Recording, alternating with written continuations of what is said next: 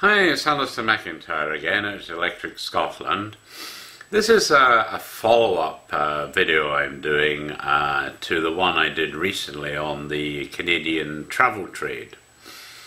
I've been doing more research to try and figure out where the problems are. And actually, I think I've possibly found the reason for not getting more people to come to Canada. I'd like to cite a company as an example. If you take Air Transat, now I get unsolicited email from them, I have to say, offering me various flights and so forth, and frankly they're very good prices. But I took the time to actually go to the website and try and learn a bit more about them. And when I was there, I found that one of their subsidiaries is a company called Canadian Affair. And they seem to focus primarily on travelling between Canada and the UK. So I delved into them a bit further, and I thought, well, let's say that I'm in Glasgow, and they have a Glasgow office, by the way. And they said, well, here's some suggested tours you could take in Canada. And I kind of followed that, and I decided to pick BC. And in fact, they've got a number of tours. I mean, like a 2-day tour, 3-day, 4-day. They've got 7-day, 9-day tours. And in there, they give you a bit of a list of what you might do on these various days that you're staying on that tour. Now, certainly on several of the tours they offer in BC, they do quote the Rocky Mountaineer. Now, that's basically a core 2-day journey by train from Vancouver. It takes you right into the Rockies, and frankly, it's a wonderful experience. But all the Canadian Affair basically say, this is a great scenic journey. And they leave you there, basically. Now, if they were to work with my website and work with me, I could actually have pointed them to a specific page where I have some fantastic videos of British Columbia. One of these videos, in fact, is the number one, is the first video I show on my video page for BC, is basically a 30-minute documentary on the Rocky Mountaineer.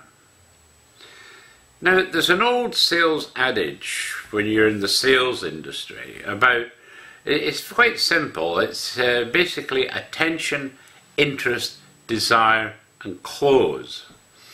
The idea is that to make a sales pitch, you've first got to get the person's attention so that you can basically make the pitch. So having got their attention, which is a bit like getting them to your website, now you have to build them in the interest to listen to what you have to say. And again, I think probably that Canadian Affair has got their interest by getting them to read about the tours. So they're interested at that stage. But the next two phases are critical, and I believe that's where they totally miss out. For example, you have to build the desire to actually go on that trip. In other words, build in them the desire to have whatever you're selling them, essentially. So it's what's in it for me type of thing. And this is where I think they totally miss out. For example, if at that point, when they've been discussing the tour, they'd have put a link to my video page for BC, then the people would have clicked and probably watched the Rocky Mountaineer 30-minute video. And frankly, I would dare anyone to watch that video and not want to actually go on that trip. I mean, it's absolutely outstanding, and the photography is amazing. And having watched it, I mean, I want to go on that trip. And so the only other thing you've got to do is now is close that sale. And again, if they were working with me, I could have made a particular point of putting a link from that video so people could go immediately and book the trip. But that's the two bits, in my view, that are missing. And the more I think of the Canadian Tourism Commission I think they're so focused on the travel trade that they've totally missed the whole point that the non-travel trade, like me, can make to their offerings. And again, if you look at the travel trade sites, it's all about me. In other words, the content on my site is about me, nothing else. They don't want to work with anyone else at all. And to me, that is an absolutely huge failing in the industry generally. I mean, we can't all be all things to all people, but if you do considered and well thought out links to other resources and actually build that into your site as being, I mean, basically what I'm saying is they should really partner with sites like mine, and to be honest, there are not that many sites like mine around. But that's where you can actually make a huge difference. So if, for example, they want to do a really big promotion on some area of Canada, they could come to me and say, Alistair, what have you got that can help us promote this? And I could look through my site and see whether I've done any special features on that topic or on that place. And even if I haven't, that's not to say I couldn't build such a page for them. So in other words, we'd work together. But again, this is where the CTC is so arrogant. They think they can do it all themselves, and they're absolutely wrong, and that's why they're failing. I mean, this applies right across the world. This is not just Canada. But I think that's at the root of the problem. People are not working with others. And so the CTC, by focusing purely on the travel trade, I think has missed a fantastic opportunity to work with others to better promote the holidays. So it's like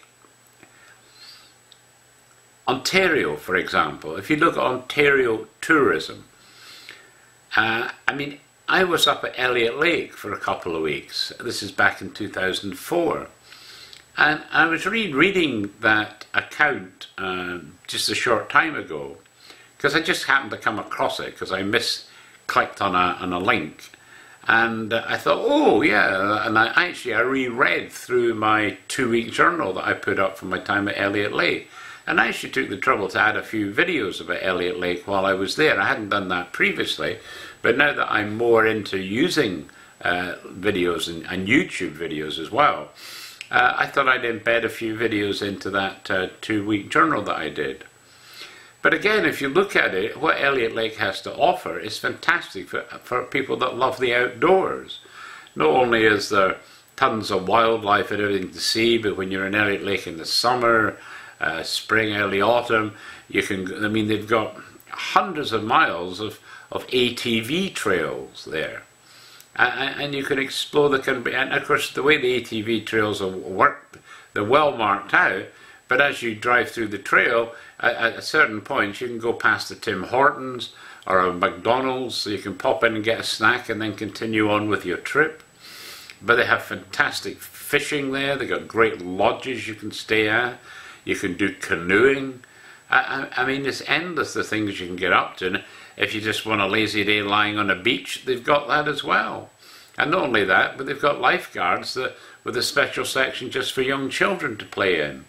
And so that's well looked after and protected, those areas. So I mean, there's something there literally for everyone. And if you love museums, I think the Elliot Lake Museum is one of the best I've ever seen anywhere in the world. It's absolutely fantastic, that one. So, you know, you could take, in the winter, you can take your snowmobile out. I mean, you can rent all these when you're up there. And again, there's miles and miles and miles of snowmobile trails that you can go on. There's tons of skiing walks around the place and just general skiing. But there's ice fishing. I mean, again, there's all kinds of things you can get up to in the winter. And they have special events. They got ballooning there one time. A lot of hot air balloons went up in the winter and had a fantastic time there. Tons of things to do. So why not focus on Elliot Lake and all of these great things? And if you're flying in from Glasgow and you're going to Toronto Pearson, you can actually book a bushcraft there. So what are the wee bush planes? and it can pick you up from Toronto Pearson and fly you right up to Elliot Lake. And even that would be a fairly unique experience for a lot of people. So if you then were to look at like Cape Breton in Nova Scotia, again, I've spent 2 weeks in Cape Breton, and again, I did a fantastic journal with tons and tons of pictures and everything. So if you were trying to promote a trip to Cape Breton, again, my resources are there. They're fantastic. Go there. Again, you'll learn about all the history of Cape Breton Island, but you'll see great videos, and you can follow my journal where I'm going all around Cape Breton and taking tons of pictures and everything. Now, I'm not in the travel trade, and hence the problem. The travel trade seems to look to the travel trade, and they seem to ignore everyone else. But again, I can only emphasize that there are people like me around the world, there are websites like mine around the world. I don't think there's a great many of them, but we are actually a fantastic complementary resource to the travel trade, and yet we're not used. And that shows the lack of innovation of the travel trade. Again, the CTC, Canadian Tourism Commission, they really need to have their knuckles rapped. Because if you go to them with a website proposal, they're not interested. They just see the web as advertising. They don't see it as a shared partnership and resource that can help promote the travel trade. And it's likewise Nova Scotia. Nova Scotia's brain dead when it comes to making use of other web resources to help promote their province, not only for tourism but for business as well. But if you don't share, you don't get the benefits of the sharing.